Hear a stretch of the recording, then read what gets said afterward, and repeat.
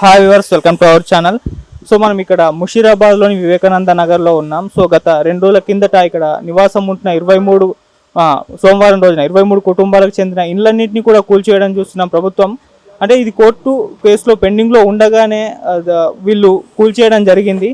So మరి 23 కుటుంబాలకు చెందిన మొత్తం అందరూ కూడా రోడ్డు మీద పడుకోవడము, అక్కడే ఫుడ్ కూడా లేదు. సో వాళ్ళ పరిస్థితి ఎలా ఉంది, సో ఇప్పుడు ఇక్కడ వాళ్ళు ఎటువంటి డిమాండ్స్ అయితే కోరుకుంటున్నారు ప్రభుత్వం నుంచి, అసలు ఎందుకు కూల్ చేస్తారు, ఇటువంటివన్నీ కూడా మనం వారిని అడిగి తెలుసుకునే ప్రయత్నం అయితే చేద్దాం. ఒకసారి మీకు విజువల్స్ అన్ని కూడా మేము క్లియర్గా చూపిస్తాం. ఇది 4వ తరం ఫ్యామిలీస్ ఉంటున్నారు సార్ ఇక్కడ. ఇప్పుడు ఒక ఇంట్లో ఒక వాళ్ళకి ఇస్తే ఇక మిగిలిన వాళ్ళు 2-3 ఎక్కడ వెళ్ళాలి? మరి న్యాయం ఎక్కడ ఉంది సార్? 23 ఇళ్ళలో 68 ఫ్యామిలీ ఉన్నది. 68-70 మంది ఫ్యామిలీస్ ఉన్నారు. వాళ్ళకు కూడా ఏం న్యాయం చేస్తున్నారు? పిల్లలు ఉన్నారు, చిన్న పిల్లలు ఉన్నారు, వయసు పిల్లలు ఉన్నారు. వాళ్ళు వాష్రూమ్ ఎక్కడ వెళ్తారు, ఎక్కడ పడుకుంటారు, ఏమన్నా ఆలోచన లేదు. మగవాళ్ళు అంటే ఎక్కడైనా వెళ్తారు, ఆడవాళ్ళు ఎక్కడ వెళ్తారు సార్? ఇప్పుడు కొందరు స్టడీ పర్సన్ ఉన్నారు, వాళ్ళ డాక్యుమెంట్స్ పోయాయి, వాళ్ళు స్టడీ ఎట్లా చదువుకుంటారు పిల్లలు? మా పిల్లల్ని కూడా బంధువుల ఇంట్లో పెట్టాలంటే వాళ్ళు 1 రోజు 2 రోజులు ఫుడ్ పెడుతున్నారు, 3వ రోజు ఎట్లా అమ్మ మీరు తీసుకెళ్లరా అని మాట్లాడుతున్నారు. ఇప్పుడు రెంట్కి వెళ్ళాలన్నా 10,000 రెంట్ అడుగుతున్నారు. అందులో కులం ఏంటి అని కూడా అడుగుతున్నారు. మాదిగాడ వరకు రెంట్ కూడా ఇస్తలేరు. అడ్వాన్స్లో 2 నెలల ఇల్లు క్రయమంటే 20,000 ఎక్కడి నుంచి తేవాలి? మేము ఇబ్బంది అవుతుంది సార్. కులం చూసి కూడా ఇల్లు ఇస్తాం అని అడుగుతున్నారు. మేము వెళ్ళినాం రెంట్కి, ఇది అయిన కాడ నుంచి మేము తిరుగుతున్నాం రెంట్ల గురించి. మీదేం కష్టమ్మా అని అడుగుతున్నారు. ఇట్లా మేము ఎస్సీ వాళ్ళం అంటే ఎస్సీ అంటే మీరు ఏంటంటే మేము మాదిగొల్లం అని అంటున్నాం. మేము మాదిగొల్లకి ఇల్లు ఇవ్వమంటున్నాం. ఇంకా మేము ఏడ బతకాలి మరి? మా మాదిగొల్లని తీసుకొచ్చి రోడ్ల మీద కూర్చోబెట్టిండు. ఇది కాదు అక్రమంగా మీరు ఇది చేసుకున్నారని అని చెప్పి తీసుకున్నారు. మరి ఇప్పుడు మాకు మాదిగోళ్ళని మాకు ఎక్కడ మాకు రూమ్ రెంట్వి ఇస్తలేరు. మరి ఇప్పుడు మా పరిస్థితి ఏంది? మరి మాకు చెయ్యాలి కదా సార్. మరి మాకు చెయ్యండి. మరి అంతా ఎట్లా చేసిండ్రు మరి వీళ్ళు? వీళ్ళు ఏం గవర్నమెంట్ మనుషులు, ఏం ఎంతకు అమ్మడపోయిన మనుషులు వీళ్ళు? నాకు అర్థం కాదు. గింత ఘోరమా? అది ఒక్కరా 2 ఫ్యామిలీలా 23 ఇళ్ళల్లో ఒక్కొక్క ఇంట్లో 4-5 కుటుంబాలు ఉన్నాయి. మరి ఇప్పుడు మేము ఏం కావాలో మీరు వచ్చారు కదా, మరి మీరు ఏం చేస్తారో చెయ్యాలి సార్. మీరు మీ తరఫు ఏం మాకు ఏం న్యాయం చేస్తారో చెయ్యండి. మీరే ఆలోచించి మీరే ఏదో న్యాయం చేయండి. మేమేదో ఇక్కడ నుంచి కదలాము. అందరికి న్యాయం జరగాలి సార్. మా మామయ్య చిన్న ఉన్నప్పుడు ఇక్కడికి వచ్చిండు. అప్పటి నుంచి ఇక్కడ ఉంటామంటే ఇది 4th జనరేషన్ అంటే ఆలోచించండి. ఎప్పటి నుంచి ఉంటాం? ఇది ఆక్రమించుకోలేదు. గవర్నమెంట్ ల్యాండ్ కూడా గవర్నమెంట్ ల్యాండ్ ఎప్పుడో పోతుంది అంటే ఇక్కడ కొనకపోతుండే. అది జీవీఎం రోడ్ అని అప్పట్లో లేదు, మధ్యలో క్రియేట్ చేసింది ఇది. అట్లాంటిది జీవీఎం రోడ్ ఎట్లా అవుతుంది? ఇది మేము కొనుక్కున్నాం, మా దగ్గర ట్యాక్స్లు ఉన్నాయి, పేపర్స్ అన్నీ ఉన్నాయి. అన్నీ ఉన్నప్పుడు ఇది మేము ఎట్లా ఆక్రమించుకున్నాం? మాకు ఇక్కడ న్యాయం జరిగేదాకా మాత్రం మేము వెళ్ళేది లేదు. మేము ఇక్కడనే ఉంటాం. మా అక్క అన్యాయంగా మొత్తం రోడ్డు మీదకి తెచ్చిర్రు. ఒక మాటలో చెప్పాలంటే సూసైడ్ చేసుకోవాల్సిన పరిస్థితి ఇది. ఎందుకంటే బాధ వాళ్ళు చెప్పలేక మింగలేక నాకే ఏడిపోస్తుందంటే, మా బావ ఆల్రెడీ ఇల్లు కట్టిండి ఇక్కడ 8-9 లక్షలు పెట్టుకున్న ఆయన ఇంటికి 1 ఇయరే జస్ట్. దానికి ఇప్పుడు అంతా గూలగొట్ట చటాత్తుగా లోపల మొత్తము పబ్లిక్ పోలీసు వాళ్ళని దింపేసి ఎవరు నొల్లివేసి వాళ్ళని తీసుకొని పిఎస్లు వేయండి అంటే అసలు వాళ్ళు ఇంకా తట్టుకుంటారు అంటే వాళ్ళు చెప్పాలంటే వీళ్ళు ఎవరు బతుకున్నట్టు కాదు, చనిపోయినట్టే, సచ్చే బతుకుతుండ్రు. ఇప్పుడు చేయాలని ఖచ్చితంగా న్యాయం కావాలా, ఏదన్నా ఒకటి కావాలా. రోడ్ల మీద ఉండడం అంటే రోడ్డు మీద వాళ్ళం కాదు కదా, ఎంత ఇబ్బంది ఉంటుంది. చాలా బాధపడుతున్నాం. అసలు నాకైతే చాలా కోపం, బాధ అనిపిస్తుంది. ఈ ఇల్లు కోసం, ఈ పబ్లిక్ కోసం చచ్చిపోయినా పర్వాలేదు, ఇల్లు మాత్రం మాకు ఏమైనా కావాలి. సూసైడ్ నేనే చేసుకుంటా, ఇది పక్కా షూర్గా చెప్తున్నా 100%. పబ్లిక్ కోసం చచ్చినా పర్వాలేదు, ఏదైనా మాకు న్యాయం కావాలా, ఖచ్చితంగా కావాలా.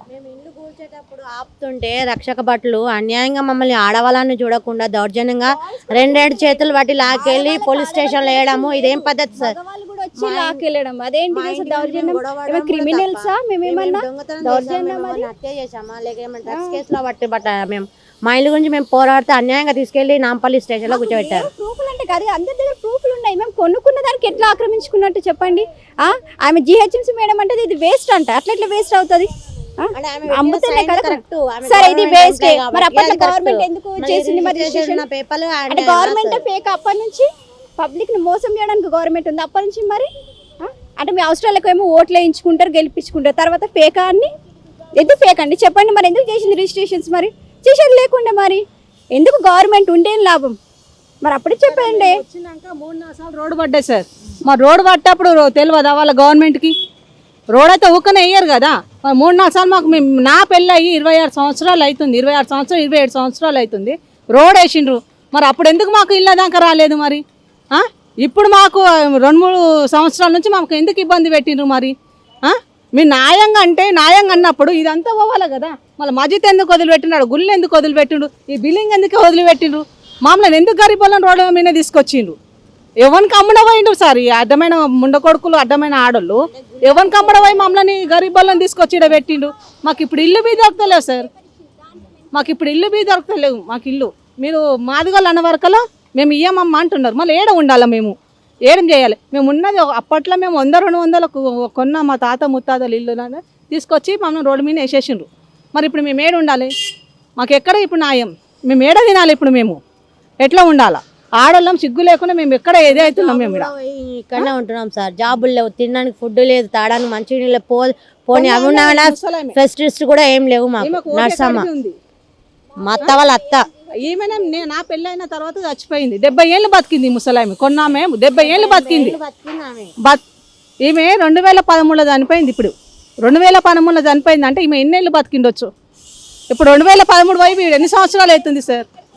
వచ్చింది వాళ్ళ కోడలే మా అత్త. మా ఆమె తరం నుంచి మేము, మా తరం నుంచి మా పిల్లలు ఉన్నారు సార్. ఇంతమందిని రోడ్డు మీద పడేసి కడుపు కొట్టి ఉన్న వాళ్ళు, తరతరాల నుంచి వచ్చిన వాళ్ళ కడుపు కొట్టి ఉన్న వాళ్ళు పై అధికారులు ఏం బతుకుతారో మాకు ఏం అర్థం అవుతలేదు. మాకు ఏ దారి లేదు, ఏం లేదు. అనే టైం మా దగ్గర పేపర్ ఏమి ఇచ్చిందంటే పేపర్లో ఏముందంటే మీకు ఎక్కడైనా ప్రొవైడ్ చేసిన తర్వాత మిల్లులు తీస్తామని. మరి ఏడ చేసిన ప్రొవైడ్? మా దగ్గర పేపర్ ఉంది రాసి. మరి అట్లయితే తీసినారు. కోర్టులో కూడా 6th వరకు టైం ఉంది మాకు. అట్లయితే దౌర్జన్యంగా వస్తారు. టైం ఇచ్చినప్పుడు ఆగాల, మీరు కోర్టుని ఫాలో అవుతున్నారు ఆగాల. మరి అలా ఇలా వచ్చినారు? ఇది కరెక్టా చెప్పండి మీరే. మా దగ్గర అన్ని ప్రూఫ్స్ ఉన్నాయి. ఇప్పుడు మేము కూడా అన్ని ప్రూఫ్స్ పెడతాం. మరి మేమైతే కోర్టు నుంచే పోతాం. మేము కూడా ఆమె సస్పెండ్ కావాలా, మాకు అన్యాయం చేసి ఆమె సస్పెండ్ కావాలి. అది మాకు న్యాయం జరగాలి. ఇక్కడ న్యాయం చేయకుండా అన్యాయంగా మా మీద లేనిపోని మాటలు మాట్లాడింది. వాళ్ళే వెళ్ళిపోతామని సాయిలు అంటే మేము ఇక్కడ వచ్చింది మీరు ఇక్కడ వచ్చిండ్రు అన్నట్టుగా మీకు సంతకాలు కావాలమ్మా అని చెప్పి ఆ సంతకాలను మమ్మల్ని ఇది చేసి పెట్టేసేసింది.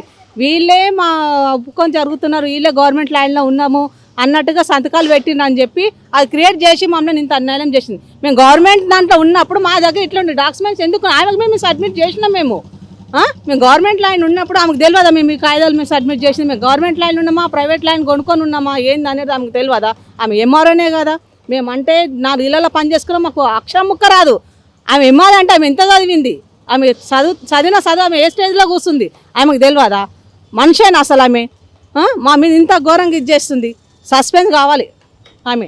మా మీద లేనిపోని మాటలు చెప్పి మమ్మల్ని ఇది చేసింది. మా కోర్టు ఆర్డర్ బి రాలేదు సార్. మా కోర్టు నుంచి మాకు తీయాలి అన్నట్టుగా మా కోర్టు ఆర్డర్ బి రాలేదు. అది ఎప్పుడు మళ్ళీ నిన్న వచ్చింది మాకు. ఆమె అంటుంది ఎప్పుడో పంపించిన ఆయన పోస్ట్ మ్యాన్ నిన్న ఎట్లా తీసుకొని వచ్చిండు? కోర్టు ఆర్డర్ నుంచి పేపర్ వచ్చినా కానీ మాకు 4-5 రోజులు, వారం రోజులు టైం ఉంటుందా? మళ్ళీ అంత లోపల మా కోర్టు పేపర్ రాకముందే మాకు ఇవన్నీ తీసేసినాక నిన్న వచ్చి ఆయన అడుగుతున్నాడు, ఇవి వచ్చినాయమ్మా మీకు పేపర్స్ అంటే ఏ ఇల్లుకు ఏం ఉన్నాయో అడ్రస్, ఏ ఇంటి అడ్రస్కి వచ్చిందో ఆ ఇంటికి పోయి తీసుకుపోయి ఇచ్చేసాయి అంటే ఇక్కడ ఏం కనబడతలేదు కదా అమ్మ అన్నాడు. నోరు మూసుకొని వెళ్ళిపోని అని అన్నాం మేము. ఇక ఆయన వెళ్ళిపోయినాయి పోస్ట్ మ్యాన్. ఆయన ఏం చేస్తాను ఇక మరి? ఇంత దౌర్జన్యమ్మా ఎంఆర్ఓ మనిషి అయినా అసలు ఆమె మా ఉసురు ముట్టదా? ఇవాళ నువ్వు తింటున్నావు కుర్చీ మీద కూర్చొని, రేపు మా ఉసురు ముట్టి నువ్వు ఏమైపోతావో చూడు. కానీ దాన్ని మాత్రం సస్పెండ్ చేసేసేయాలి, దాన్ని ఉంచొద్దు అటువంటి. ఇప్పుడు మాకు అన్యాయం జరిగినట్టు ఇంకొకరికి జరగచ్చు. ఇప్పుడు మేము 23 కుటుంబాలు ఉండొచ్చు, ఇంకొకరు 10 కుటుంబాలు ఉంటాయో, ఇంకెన్ని కుటుంబాలు ఉంటాయో, వాళ్ళకి ఆమె వాళ్ళ న్యాయంగానే కాదు, ఆమెను సస్పెండ్ చేసేసేయాలి. ఆమెను ఇక్కడ ఉద్యోగాలు పోయినాయి అంటున్నారు కదా, మరి అంటే ఈ ఇష్యూ వల్లనే ఉద్యోగాలు పోయాయి సార్? అంటే ఈ ఇష్యూ వల్లనే కదా సార్. ఎవరైనా 2 రోజులు 3 రోజులు టైం ఇస్తారు డ్యూటీలోకి రావడానికి. డ్యూటీలు 2-3 రోజుల కంటే ఎక్కువ అంటే తీసేస్తారు సార్. గవర్నమెంట్ ఎంప్లాయీస్ కాదు కదా మేము, లీవ్స్ పెట్టి ఉండడానికి టెంపరీగా ఏదో అది కూలీ నాలు చేసుకొని బతికేటోళ్ళం. 2 రోజులు రాకపోతే 3వ రోజు వేరే వాళ్ళని పెట్టుకుంటారు. ఇప్పుడు మా పిల్లల్ని చదువుకోవాలన్నా, నాకు భర్త లేడు, చనిపోయింది. ఇప్పుడు మా 2 పాపలను చదివించుకోవాలన్నా, తినాలన్నా నేను ఏదైనా డ్యూటీ చేస్తూనే కదా సార్ అయ్యేది. ఆ డ్యూటీ కూడా లేకుండా ఇప్పుడు నేను రోడ్డు మీద ఉన్నా. ఎట్లా బతకాలి చెప్పండి? మరి మా గవర్నమెంట్ కూడా ఏమి హెల్ప్ చేస్తలేదు. కోర్టు పని చేయట్లేదు. ఆమె కోర్టు ఆర్డర్ ఇవ్వక ముందుకే ఆమె ఎట్లా చేస్తే కోర్టు కన్నా విలువ ఇవ్వాలా కదా? వాళ్ళకి 6th వరకు టైం ఉందని. కోర్టుకు విలువ ఇవ్వండి. మరి ఎవరి కోసం పని చేస్తున్నామే? రాజకీయ నాయకుల కోసమా? మరి ఎవరు ఇస్తున్నారు ఆమెకు అంత సపోర్ట్ని? మేమంటే పెద్ద స్థాయి, ఎవరో పెద్ద స్థాయి, కోర్టు కంటే పెద్ద స్థాయి వాళ్ళు ఉంటారా? ఆమెను మాత్రం సస్పెండ్ చేయాలా? నువ్వు కోర్టుకు వాల్యూ అయితే ఇంకొకరికి వాల్యూ ఇస్తున్నావు నువ్వు. మరి ఆ కోర్టు చెప్పిందే కోర్టు మాకు 6th వరకు టైం ఉందని అలా నువ్వు డెమాలిష్ చేస్తావు అంటే నువ్వు అమ్ముడు పోయినావా మరి అంతకన్నా పెద్ద స్థాయి వాళ్ళు ఎవరు ఉన్నారు? పైనుంచి నీకు ఎవరు అంత ఆర్డర్ ఇస్తున్నారు? కోర్టు కంటే పెద్దవాళ్ళు ఉంటారా చెప్పండి? పెద్ద పెద్ద ఎమ్మెల్యేలు ఎంపీలే కోర్టు ముందు నిల్చుంటారు ఏమైనా ఉంటే. అట్లాంటి నీకు ఎవరు ఆర్డర్ ఇస్తున్నారు? మరి నీకు ఉండాలి కదా ఆలోచన. చిన్న పబ్లిక్ పాపం వాళ్ళని ఏడేస్తామని చెప్పి మాకు కూడా ఒక ఫ్యామిలీ ఉంటుంది, మేము ఎట్లా ఉంటాం వాళ్ళు ఎట్లా ఉంటారని ఆలోచించాలి కదా. ఆమెను మాత్రం సస్పెండ్ చేయాల్సిందే. ఆమె సస్పెండ్ చేయాలి, మాకు ఇక్కడ న్యాయం జరగాలి. ఇప్పుడు కోర్టుకు వెళ్ళే ప్రయత్నం ఏమైనా చేస్తున్నారంటే ముందే కూల్చేస్తారు కదా. మాకు ఇవన్నీ అబద్ధాలు చెప్పి ఏం రాకముందుకు ఇలా చేసిన మేము కోర్టుని మాత్రం ఫాలో అవుతున్నాం. మేము కోర్టునే ఫాలో అవుతున్నాం ఇప్పటికి కూడా.